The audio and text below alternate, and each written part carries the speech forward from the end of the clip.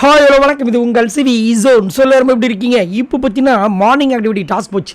இந்த டாஸ்க்கை பார்க்கும்போது ஒரு சில பேர் தைரியமாக ஓப்பனாக பேசுகிறாங்க, ஒரு சில பேர்லாம் ரொம்ப மட்டமாக பேசுகிறாங்க. அதுலேயும் குறிப்பாக பார்த்தீங்கன்னா இந்த ரஞ்சித் அவர்கள் பார்த்தீங்கன்னா ஸ்டார்டிங் வந்து நம்மளுக்கு எல்லாருமே வந்து ஃபேக்குன்னு சொன்னால், அதுக்கப்புறம் அவர் பேசின விஷயங்கள், அவரை வந்துட்டு அந்த அங்கே இருக்கிற பெண்கள்லாம் பாராட்டினோடனே சரி இவர் வந்துட்டு ஒரு நல்ல ஒரு மனிதர் அப்படின்னு நம்ம நினச்சோம். ஆனால் அதுக்கப்புறம் பார்த்தீங்கன்னா அவர் பண்ணுற நடவடிக்கை எல்லாமே ரொம்ப மட்டமாக இருக்குது.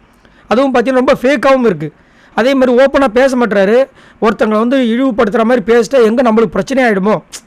இங்கே வந்து இழிவுபடுத்த வேண்டிய அவசியமே கிடையாது.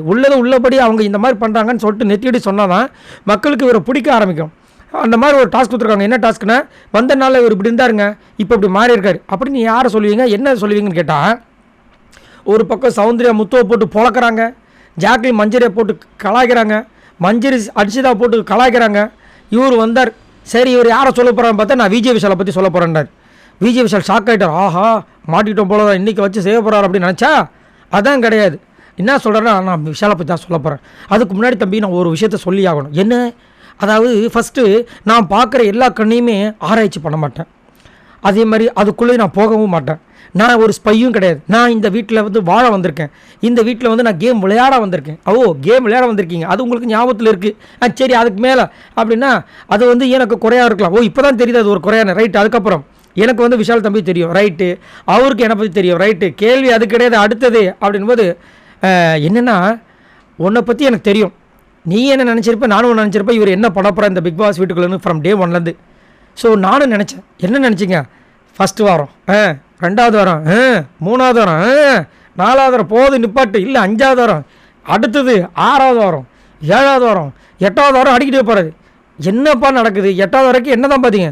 பார்த்துட்டே இருக்கேன், அவர் ஃபன்னில் அப்படியே தான் இருக்கார் அப்படின்றது. செம்ம சிரிப்பு எல்லாருக்குமே. என்னையா நடக்குதுன்னு முத்துக்குமா கேட்டேன். அண்ணே, நீங்கள் சொல்கிறதெல்லாம் ஓகே, ஆனால் கேள்வி அது கிடையாது. என்னவா இருந்தார், இப்போ என்னவா மாறி இருக்கு, அதை சொல்லுங்கள் அப்படின்னா. அதாங்க, அவர் ஒரே மாதிரி இருக்கார். நான் பாராட்டுற தம்பி, நீ நல்லா இருப்பா அப்படின்றாரு. எப்பா சாமி வாழ்த்தெல்லாம் அப்புறம் என்னவா மாறி இருக்கு அதை சொல்லுங்கன்னா. இல்லை அவர் மாறவே இல்லை. இப்போ நீங்கள் என்ன சொல்ல வரீங்க, அவர் வந்துட்டு அவர் விஜய் விஷால் இது வரைக்கும் மாறவே இல்லை அதானே சொல்ல வரீங்க? ஆமாப்பா. ஓஹோ, அப்போ எதுவுமே பண்ணல. அப்போ வந்துட்டு நீங்கள் உங்கள் கருத்துப்படி அவர் மாறவே இல்லை, அப்படியே இருக்கார் அதானே? இல்லை இன்னொரு விஷயம் இருக்குது. அப்பாடா ஏதோ சொல்ல வரப்போறாரு.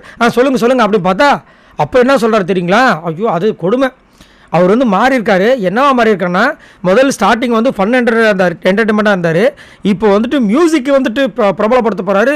இப்போ நம்ம மியூசிக் ட்ரூப்பில் கூட அவர் கலந்துக்க போகிறாராம். அப்பா போதுங்க சார், நீங்கள் இங்கே வந்து இந்த டாஸ்க்கை எவ்வளவுக்கு எவ்வளவு செம்மையாக பண்ண முடியுமோ செஞ்சுருக்கீங்க.